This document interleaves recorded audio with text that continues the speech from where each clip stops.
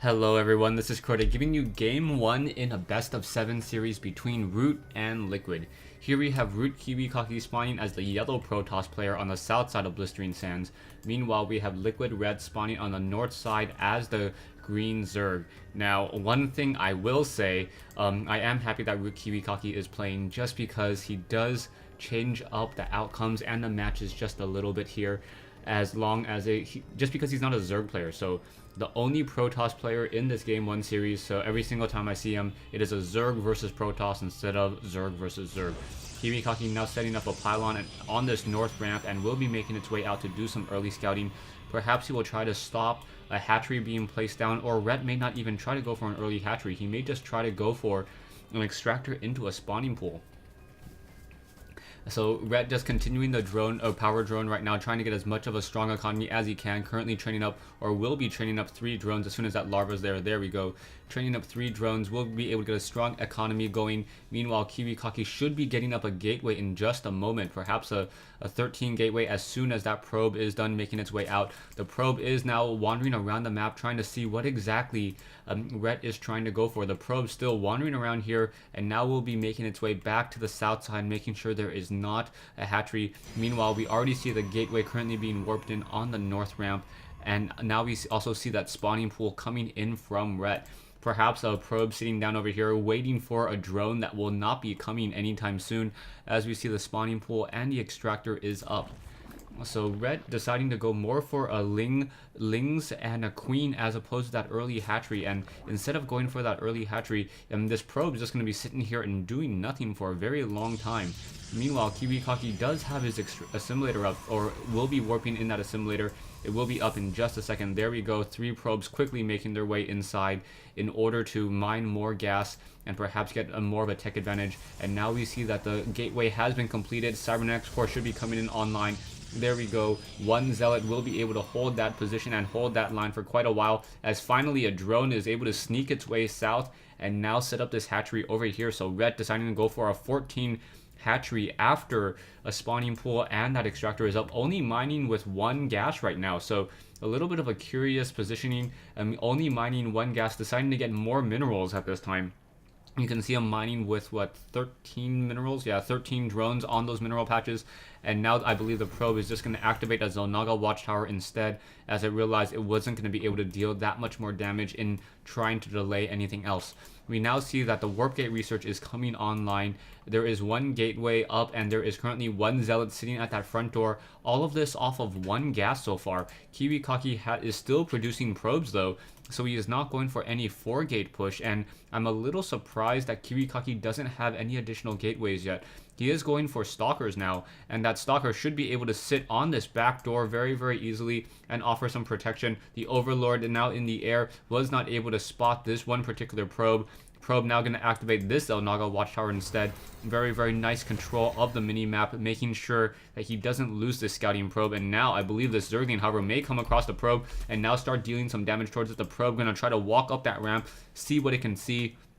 There's not much to see, as Red is still only mining off of 1 gas right now, or 1 harvester on 1 gas, so that is a little bit of a surprise. A probe able to squeeze through a couple of those drones and now continue to make its way around the map. We do not see a tech to tier 2, only 1 drone on gas. Queen's now coming over to try to delay, and down goes the probe, but he has to be curious about something. Finally getting 3 drones onto the gas. Perhaps we will see a tech to tier 2, as we are now getting that metabolic boost. Back over here, that pylon is currently just watching that back door. Stalkers will be able to sit on this high ground, deal damage towards those Zerglings up until roaches come on out. Roaches do have that range of 4 now, so are able to deal damage to rocks without taking any damage from any stalkers over here. Back over here, zealots and sentries, and with 1 stalker was able to fend off an attack by a couple of those Zerglings. Zerglings were trying to get a surround in, wasn't going to be able to, as KiWiKaKi now setting up his own expansion as well. So this is now transitioning into what I call the mid game, as we are now going to see higher tech units. We are seeing the Roach Warren, we are teching the tier 2, and now KiWiKaKi also getting more gateway units as well, running I believe off of 3 gates. Yeah, it is going to be a 3-gate with 1 Nexus currently coming into play. Stalker now trying to deal damage towards this Overlord. Overlord already down to 64 hit points. I believe the Stalker will not be able to take it down. Needs one more shot. Oh, there it is, just within combat range and able to shoot down that one Overlord. So the Overlord, however, was able to spot that Nexus going into play, and another Stalker able to fend off Zerglings that were trying to take down those backdoor rocks. Zergling still being masked up over here. Army-wise, you see KiWiKaKi in a very, very strong dominating position in terms of the army count, but not in terms of the mineral count right now. As probes are in the process of being transferred, you can see that KiWiKaKi transferred a lot of probes here. 16 probes will be able to get essentially almost 100% mining, or about 70% mining off of these mineral patches before those diminishing returns. KiWiKaKi, I do not believe he has 16 probes here. No, needs to continue to train up more probes in order to get a stronger economy. But now KiWiKaKi trying to press his economic advantage. We now see Burrow currently being researched and Roaches currently being trained, as well as we are now getting a proxy pylon here in order to warp in additional units. Stalkers and Zealots. Zealots lead the charge. Stalkers trying to stand back a little bit, and now in comes that force field. So nicely done. Zerglings are going to be stuck up on that high ground. Roaches will not be able to come in as those force fields are continuing to be laid down there. And we do have a couple of queens, and the queens now getting stuck as well. So just constant force fields. Drones now trying to come in off the mineral line will be able to deal some damage, but no more Stalkers are continuing to come in as well. Overlords are starting to fall. Continuous force fields on that ramp, and beautiful play by KiWiKaKi. KiWiKaKi stopping any of those reinforcements.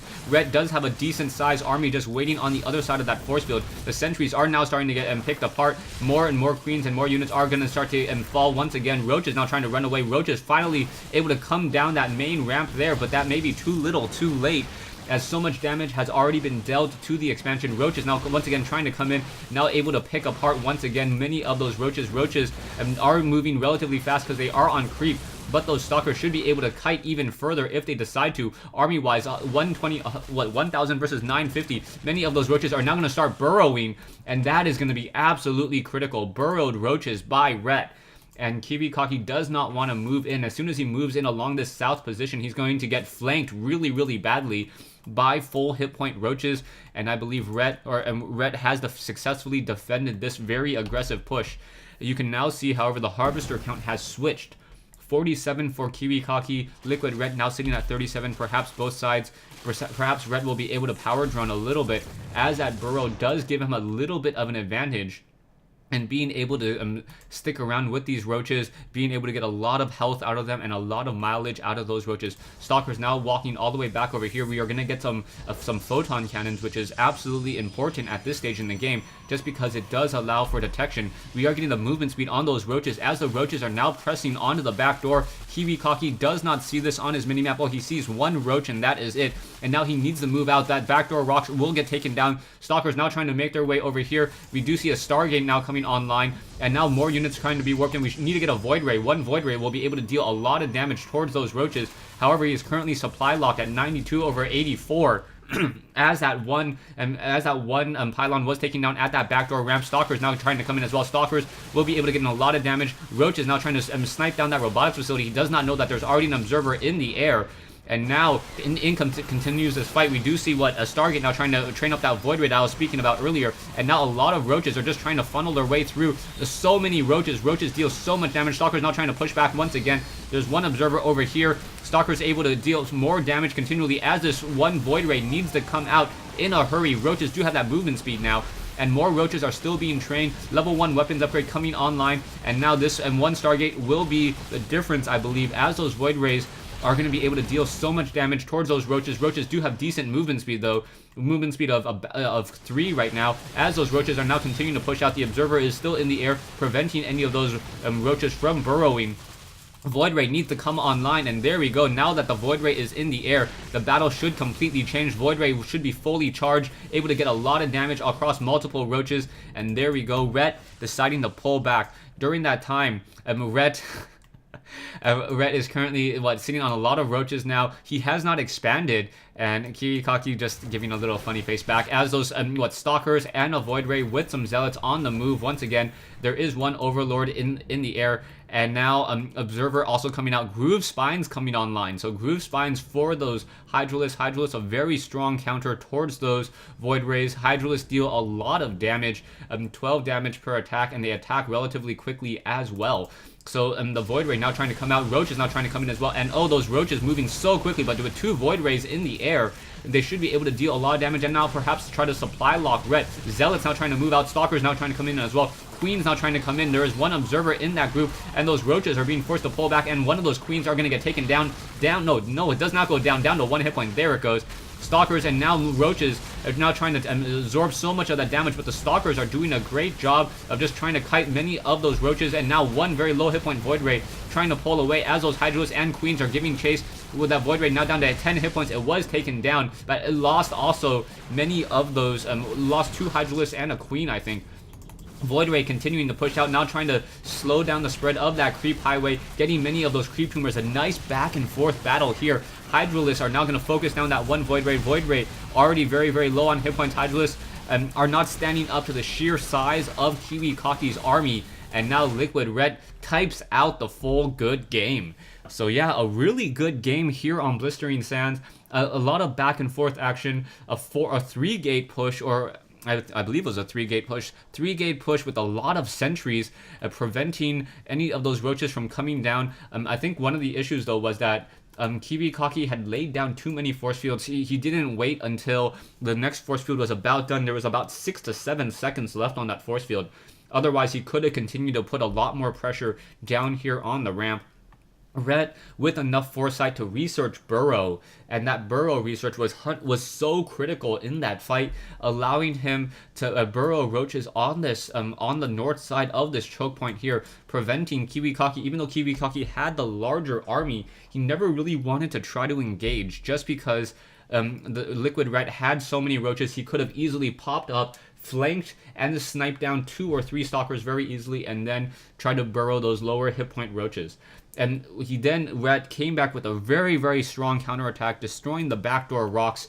But once again, KiWiKaKi one step ahead, figuring out that with so many Roaches and such a high investment in Roaches, that Void Rays would have been the answer. And those Void Rays dealing 16 damage fully charged against armored units with a very, very fast attack rate and the ability to attack and move at the same time, really countered that push that was coming in by Rhett. And eventually the 2-3 Void Rays were able to push back. Rhett was not able to get his Hydralisk up in time, and that was ultimately what caused the GG. Thanks for watching. Thanks for listening. I hope you guys enjoyed this 1v1 replay here between Team Liquid and Team Root on Blistering Sands. Stay tuned for some additional games. I'm still waiting for them to be cast. These games are coming to me as we speak. More games in my inbox. Also, if you guys are looking for the rest of the games, if you go to my YouTube channel, the homepage currently, while this tournament is going on, has an Excel spreadsheet of every single game that is being played. There's quick links in the annotations. Make sure to turn on those annotations as well.